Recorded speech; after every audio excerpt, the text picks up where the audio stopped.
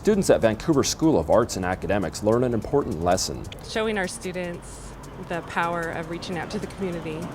How one day of work touched dozens of lives across Vancouver. They're a group of Girls United. College readiness, confidence, and even etiquette, the program that's putting young women in action. Plus, Vancouver students get a taste of Hollywood, how their movies ended up on the big screen.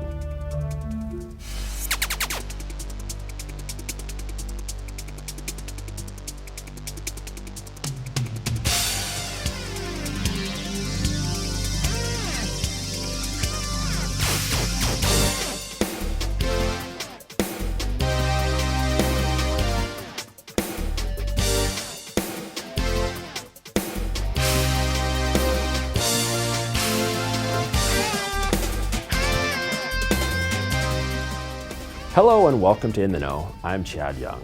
Hundreds of kids pour out into the streets of Vancouver to give back. As Nick Vole reports, what started out as a small idea has become a really big deal. Not all teenagers are going to think, oh, I'm going to get up today and go do something nice for the world. But these teenagers from Vancouver School of Arts and Academics did just that in their annual Day of Caring. Every student from 6th to 12th grade spent a day volunteering. Some stayed on campus, like this group, working on the school's Peace Garden. We're weeding, and I think we have some flowers we can plant, and we're just beautifying it for the school. A few minutes later, we caught up with another group, armed with trash bags, picking up garbage downtown. I think it's important to all of us because we all live so close to this area that to see it clean is just, it makes a difference for us on a daily basis. Now in its 8th year, this event was originally part of one student's senior project. Every year it gets bigger and bigger, which is very exciting that a student came up with the idea and then the whole community supports it. What do you think an event like this says about your school? It says that we're willing to go out and clean up the community. We care about everyone around us. Esther Short Park here in downtown Vancouver is one of the city's most visible and well-loved spots. But there are kids from VSAA at dozens of other sites all over town. Just a short walk away at Houck Elementary, we witnessed a reunion. Tony, a 3rd grader, and TJ, a junior, met at last year's event, and we're looking forward to hanging out again and learning from each other.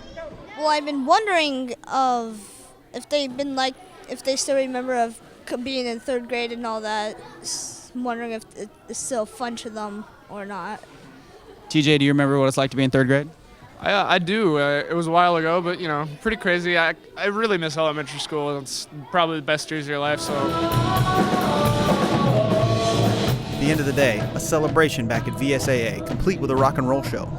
And courtesy of some video production students, a documentary of the day's events, shot and edited on the fly. I think getting to do something good for our community with a group of friends is about the best it gets. For In the Know, I'm Nick Vole. There were so many volunteer projects, and we were only able to make it to a handful of them, but those student filmmakers made it to several. If you're watching on Comcast and you'd like to see more from their Day of Caring, we'll be showing the students' documentary after this show. It's also available on our YouTube page. Teams from 2 Vancouver public schools win state academic championships. First, the boys tennis team at Skyview, who are the 4A champs with a whopping 3.84 GPA. That's not just one player, it's the whole team. Make no mistake, these guys love tennis, but it's clear that their priorities are straight. I mean, sports is important too, but when it all comes down to it, it's all about academics. I mean, becoming a professional athlete is very slim, so I think it's very good and very important. Academics are going to get me farther than tennis will, and it actually helped me get into college, and I'm going to play tennis in college as well, so I think it's very important. They're not too shabby at tennis either. As you heard, Lucas is playing in college next year and Kent made it to the state championships. They're hard workers, and so they push themselves to be the very best that they can inside the classroom and on the tennis court. So they deserve all the recognition that they're getting. We also want to give a hearty congratulations to the girls golf team at Columbia River High School. The girls won the 3A state academic title with a 3.85 cumulative GPA. Way to go, ladies. We all remember moving up to high school, but it's easy to forget. Transitioning from elementary school to middle school can be just as hard. Helen Raptis shows us how one group of girls is getting a head start. Sitting there drinking their juice boxes, they look like regular kids. But these 5th grade girls from Marshall Elementary are headed to middle school next year. It's a big step toward adulthood, to be sure. While their teachers help them get ready in the classroom, the Young Women in Action program has another goal. To encourage fifth grade girls to think beyond school, to look at career paths, nutrition and exercise, manners, grooming, being a well-rounded person. On Career Day, 9 mentors came in to discuss jobs, colleges, and life choices. The girls got a chance to talk to a banker, a lawyer, a doctor, a sports statistician, even Miss Teen Clark County. There's people who actually care about the fifth graders that are going into middle school and want. There are similar after-school programs at Washington and Roosevelt. All of these girls feed into the same middle school. So they get in there and they all have a common bond. So when they hit 6th grade, somebody from Roosevelt can say, oh my gosh, you know, I did Young Women in Action too, and they automatically have a common bond. Because you're going to have different friends and stuff in middle school, so learning about relationships and trust is going to help. In addition to Career Day, the girls took a trip to Beach's restaurant for lunch and a lesson in manners. As you get older, you want to be more polite, so manners is a good thing to do. Another fun treat and learning opportunity was a trip to Manning's Beauty Salon for hairstyling. We just talk about natural beauty, you know, less is more. Thanks to the Vancouver School District Foundation and community partners, the girls don't pay a penny, but get, well, a lot. It gives them a voice, maybe a platform. We tell them they have a platform and they have a voice, they can use it. For In the Know, it's really fun and it's a cool experience. I'm Helen Raptis. 4th graders from Hazeldale traded in blacktop for a little black soil.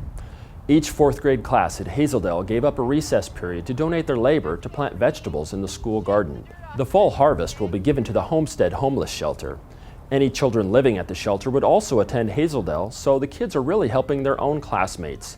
The garden has been going since 2004 and is being shared by the school, the Boys and Girls Club, and community members. It's a truly organic garden with no chemicals. Columbia River High School students are gardening too, but on a much bigger scale. We caught up with horticulture students at the Washington State University Heritage Farm, where students were laying down irrigation lines. The Clark County Food Bank won a grant from the Community Foundation to grow fresh veggies, so the food bank approached Columbia River to partner up. It's a win-win all around. They learn stuff that I don't think that they can learn in a classroom. This hands-on experience is just really, it will change their lives, I hope. So also just giving back to the community. That's what, you know, we all strive to do, but this is really going to feed Vancouver. I think it's pretty cool. I mean, they're nice to let us help out, and I know they have other people help out a lot too, but it's everybody else is having fun and I'm having fun. It's great hands-on experience, especially for horticulture kids who want to go out and do this. The students are planting pumpkins and 3 types of squash. They chose those plants for 2 reasons. 1, they have a long shelf life, and 2, they won't be ready for harvest until school resumes in the fall. So many of these students will have a chance to see the fruits of their labor. A news crew from Columbia River's own news show was also at the garden that day. You can see their report and all kinds of news from Columbia River High School on CR News. It's produced entirely by students. It airs on Comcast Channel 28 at 11 a.m. and 6:30 p.m. every day. Telling a story without using words is difficult, but student filmmakers from 2 Vancouver public schools are up to the challenge. Their movies played on the big screen at the Hollywood Theatre in Portland as part of the Youth Silent Film Festival, and one student has a chance to win the whole thing. And the winner is Isaac Chamberlain Yards. The VSAA senior won the final night of competition at the 3-day Youth Silent Film Festival held at the historic Hollywood Theatre in Portland. It's basically the biggest victory of any artistic thing I've ever gotten, so that's a great feeling. Video production students from Vancouver School of Arts and Academics and Fort Vancouver High School were among 45 young filmmakers from all over the Portland area whose silent films were admitted to the festival. The journey began several months ago when organizers released original film scores played on the theater organ. Students had to set their films to the music, which was played live at the theater by organist Nathan Avakian. Telling a story without words was a challenge. A lot of movies I've done in the past were kind of dialogue driven, with the fact that you kind of have the puns and the humor in with the dialogue, but with this one you had to do it all visually and kind of had to really set things up to look right. The product of that hard work showed on the screen. There are films that bring me to utter bawling tears. There are films that make me laugh. There are films that drop my jaw. It's an amazing experience. As you can tell, festival creator J.P. Polinick is just as excited as the students to see their movies on the big screen. The kids are obviously experiencing great excitement and pursuing their passion in a creative endeavor. And for me to witness that and give them a platform within which they can express themselves, that's the reward. Isaac's movie, a thriller named Brother, will now compete against the two other winners for the grand prize, $1,000. If he wins, I'm going to college next year, so it's all going in the bank. you can see Isaac and all the other students' films in a show produced by the school district. It's called the Young Filmmakers Project, and it features movies made by VPS students in their video production classes. Our upcoming episode features an in-depth report from the film festival and some of the student film entries, plus a clever horror film from Columbia River. You can see the Young Filmmakers Project on Comcast Channel 28 at 10:30 a.m. and 8 p.m. every day. Now it's time for We Learn. Look at how students in Vancouver Public Schools are using technology in the classroom. Teachers implement various gadgets in their classroom, not just because they're fun, but because they enhance their students' learning. With that in mind, Mr. Lee's 5th grade class at Sacagawea Elementary is putting several technologies into action. This story is told by Hannah, Brent, Taylor. The class split into groups to produce and record radio plays. The learning goal was to increase reading fluency and comprehension. Every group used the same source material, a Native American book entitled A Boy Called Slow. To assemble it, they first practiced reading it out loud in front of the class. Then they recorded all the parts using iPad 2s, which came courtesy of a grant. It was up to the students to decide how to present their version, so they had to think critically to determine the most effective way to tell the story. Not a lot of narration, because it doesn't make it sound really good.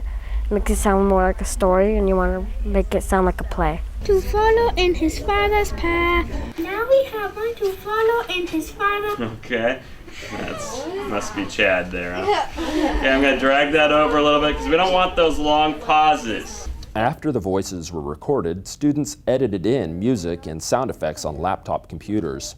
The finished products were then played for the whole class. Using handheld responder devices, the students voted for their favorite, which Mr. Lee then posted to his class website. We'd like to give a special thanks to the Skyhawk News crew who provided us with this video. Lincoln Elementary squeezes the entire galaxy into its gym. Take a look. That's the Discovery Dome brought in by Oregon Museum of Science and Industry. One at a time, classes got to go inside to get a lesson on the solar system from a trained OMSI educator. Students found out about the Earth, the Sun, and the Moon, and the rest of the stars, just like they would in a bigger planetarium. They're studying the stars over at Chinook Elementary too. 2nd grade classes invited all the fathers in to build rockets, and they got a great turnout. Dads, plus some grandpas and brothers, took time off from work or a long lunch break to come in. After learning about the task at hand, everybody headed out into the spring sunshine. Using soda bottles, paper plates, tape, and cups, students and their partners got creative.